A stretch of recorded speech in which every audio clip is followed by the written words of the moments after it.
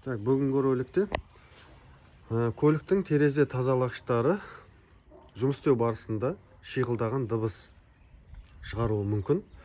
Ол бірнеше себептерден шығарады. Соның бір себебін сіздерге жаңа айтып, көрсетіп, бөлісейін деп отырмын.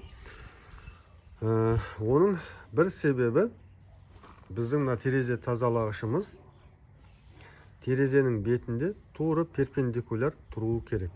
Осы не оңға, не солға қисайып тұрған кезде осындай шиқылдаған дыбыс шығарады.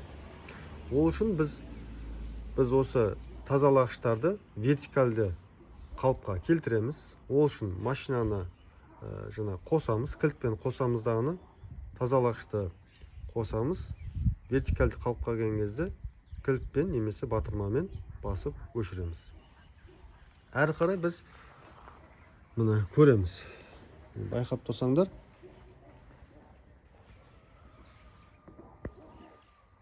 фокустамайды.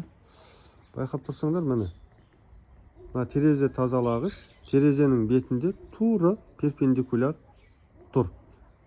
Не оңға, не солға қисайып тұрмау керек. Егер қисайып тұрса, біздің терезе тазалағышымыз қисайып тұрса, онда міне осындай кілттің көмегімен, немесе қысқыштың көмегімен терезе тазалағыштың сабын оңға қисайып тұрса солға бұрап, солға қисайып тұрса оңға бұрап, біз